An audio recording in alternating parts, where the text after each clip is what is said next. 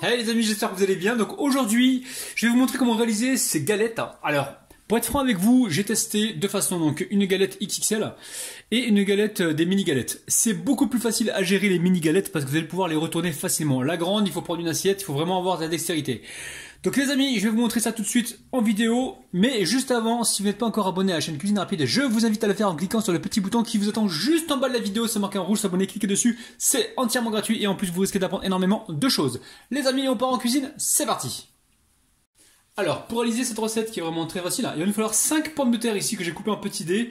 Et j'ai mis ça à cuire dans l'eau avec un petit peu de sel pendant environ 20-25 minutes. Et ensuite, je les ai égouttées. Surtout quand vous voulez cuisiner les pommes de terre, vous les égouttez aussitôt qu'ils sont cuits. Ensuite, il va vous falloir 2 œufs, 2 poignées de fromage râpé. Il va vous falloir du thym. Donc le thym, là, j'ai pris quelques branches de thym. Vous pouvez remplacer par la coriandre ou du persil ou du basilic si vous le souhaitez. Ensuite, le sel, le poivre, ça reste selon vos goûts. Là, j'ai une cuillère à café de paprika. Je vais utiliser également des tomates, enfin une tomate en dés et certainement de la chapelure. Alors la chapelure, allez, chapelure, elle est là. Donc voilà, la chapelure que l'on mettra donc dans cette galette pour avoir donc la texture souhaitée. Hein. Alors ici, j'ai transvasé donc mes pommes de terre dans le saladier hein, pour avoir plus de praticité hein, pour que ce soit plus facile à mélanger. Donc là, je récupère la fourchette. Donc faut le faire quand c'est tiède encore, les amis. Hein. Ne laissez pas vos pommes de terre complètement refroidir parce qu'après vous allez avoir du mal à les écraser. Donc là, c'est encore chaud, hein, c'est bien tiède. Donc là, je les écrase gentiment avec ma fourchette. Vous pouvez prendre le presse-purée si vous avez. Prenez ce que vous avez, les amis. Hein. Mais la fourchette, ça marche très bien. Alors, une fois que les pommes de terre sont bien écrasées, ici, je récupère mes œufs. Donc, mes 2 œufs, hop, là, je viens les mélanger. Et je les verse directement aux pommes de terre. On va y aller étape par étape. Hein. On ne va pas tout mettre en même temps. On va d'abord liquéfier un peu les œufs. Le mélange là avec la purée. Pour justement faciliter donc le rajout des autres éléments. Ça sera plus facile à mélanger et ça va moins s'écraser. Vous allez voir. Alors attention que la purée soit pas trop chaude, hein, sinon vous allez faire une omelette les amis. Hein. Alors, donc là, je mélange. Ensuite, on va mettre ici, on va assaisonner avec du paprika, du sel et du poivre. Donc ça reste toujours selon vos goûts. Donc là, on va mélanger.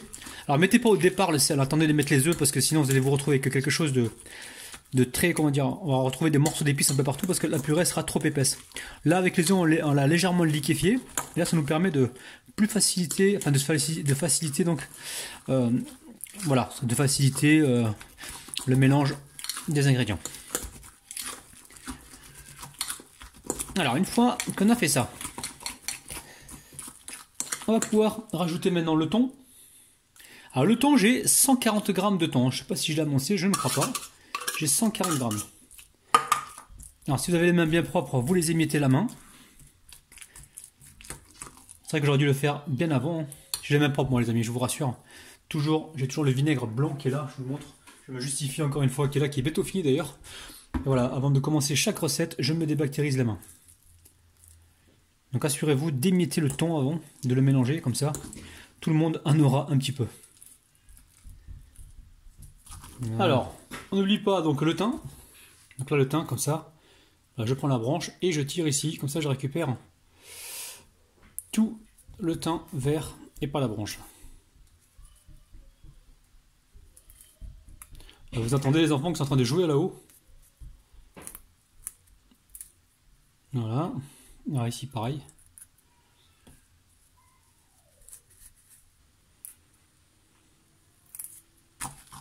Allez, on va rajouter ici le fromage, donc fromage râpé.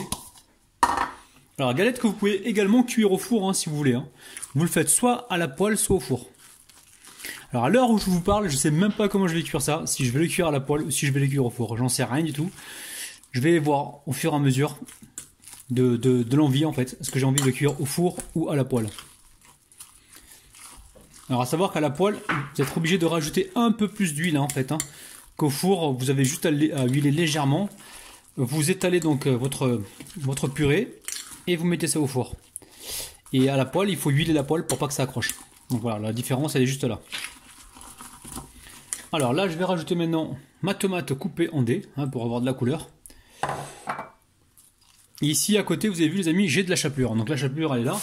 D'ailleurs je vais en retrouver au frigo. Je m'en étais servi lors d'une précédente recette. Je me suis dit non, je ne vais pas jeter ce qui reste, je vais le garder.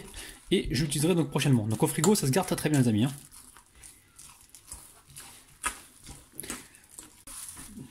Allez, je presse un demi-citron. Hein. Là c'est Asia qui est intervenue.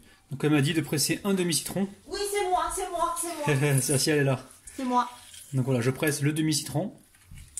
Pour apporter l'acidité, elle adore le citron. Ça se marie très très bien avec le thon et la pomme de terre. Ouais. Donc là je mélange et après je vais rajouter dedans de la chapelure. Alors pour la chapelure, on va rajouter dedans pour l'instant peut-être 3 cuillères à soupe. Et on va garder le reste pour étaler justement cette galette. Moi j'ai hâte de manger. T'as hâte de manger? Ça sent bon. Ça sent bon? Ça sent le citron surtout. Ouais, c'est ça. Avec le thon. Alors, une fois que vous avez fait ça, ici, vous allez venir mettre un plastique. Alors, un plastique, et je vais amener ça au frigo. Il faut que ce soit complètement froid avant de pouvoir le passer à la poêle, parce que si vous voulez l'amidon qui se trouve dans la pomme. Alors, une fois qu'on a fait ça, on va mettre un couvercle. Alors, une fois que vous avez fait ça, vous mettez ici un plastique, et je vais amener ça donc direction le frigo. Vous pouvez l'étaler à plat sur une plaque pour que ça refroidisse beaucoup plus vite. Bonjour les abonnés, voilà, c'est moi qui reprend la suite. Qui reprend. Alors, ce qu'on va faire, j'ai pris une planche.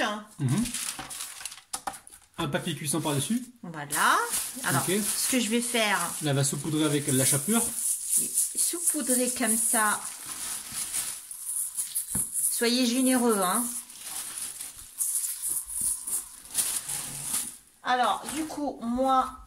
Je vais prendre la moitié de cette purée. Alors, je l'ai mis au frigo, les amis. Parce que moi, je vais faire 2 galettes en fait. Hein.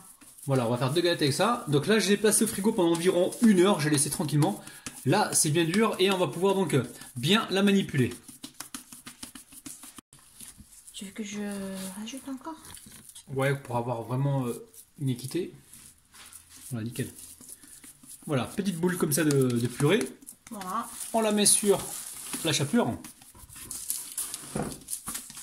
Et là, elle va venir former une galette. Alors, chapelure, c'est ça? Alors, on met la chapelure par-dessus. Ça va être bon, les amis. Hein. Et on commence à aplatir ou en grasse. Ouais, voilà. Alors, si j'avais dit de grasser, tu m'aurais dit non, c'est pas grasse.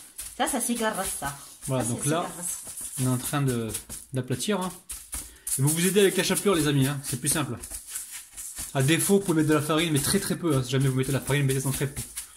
Vous pouvez la remplacer par la farine, aucun souci. Hein. D'accord. Ça fait la tête de la poêle à je pense, hein, non? T'inquiète, je gère. D'accord. Donc je n'ai pas le droit de parler, quoi. Quand même, là.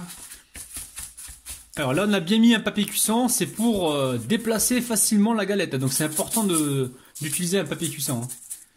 Pour faciliter le démoulage. Ou sinon, une assiette légèrement huilée hein, pour faciliter le démoulage. Du coup, là, on essaye d'égaliser la galette. Ouais. Donc là, tu as mis la poêle à chauffer, hein, c'est ça, tiens? Oui. D'accord. On y va en cuisson? Un petit peu on va la huiler la poêle. Avec le pinceau ou... Avec le pinceau ou avec D'accord. un mouchoir. Ok. Voilà. Ce que je vais... Voilà. Alors ensuite, je... Tu la retournes encore une fois. Ouais, et tu voulais garder cette planche parce que ça glisse, il y a du... Voilà, il y a de la chapelure en dessous, voilà.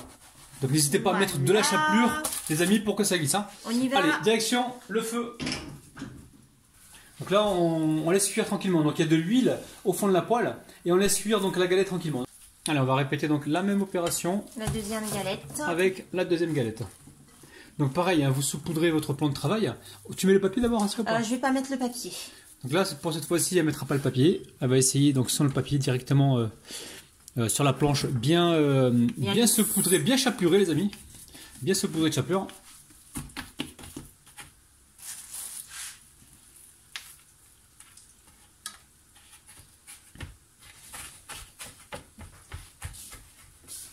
Alors, on va faire un test.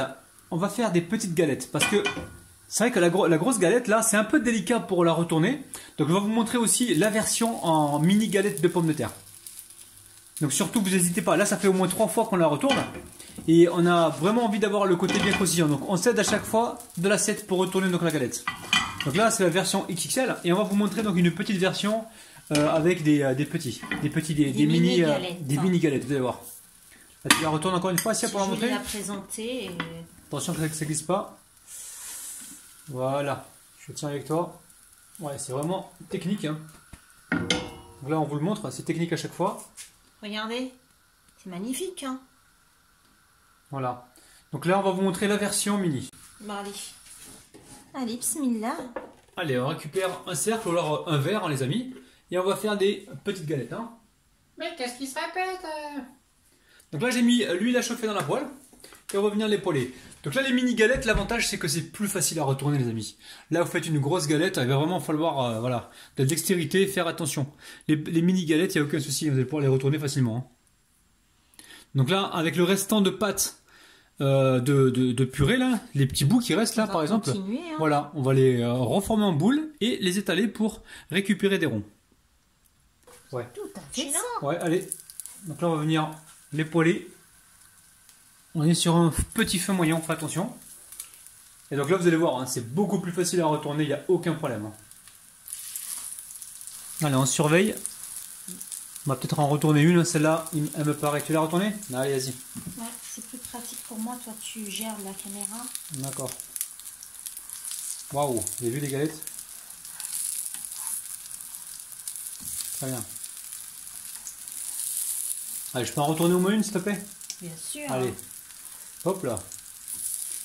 Vous laissez là? Vous l'avez fait? Allez. Tu veux le faire? Ok. On dirait des enfants qui se battent. Ah!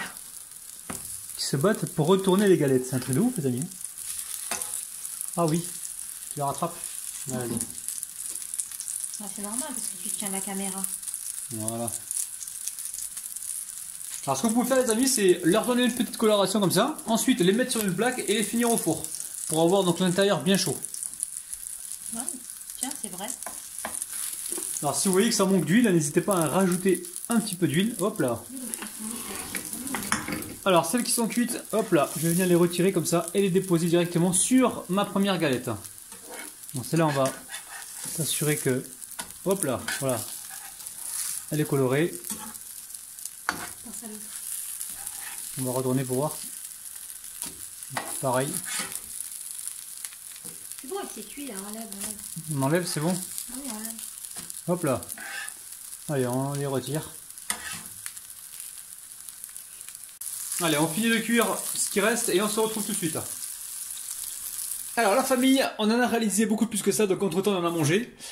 Franchement, pour être franc avec vous, les mini galettes, elles sont beaucoup plus facilement gérables. Regardez-moi ça les amis, c'est croustillant à l'extérieur et moelleux à l'intérieur.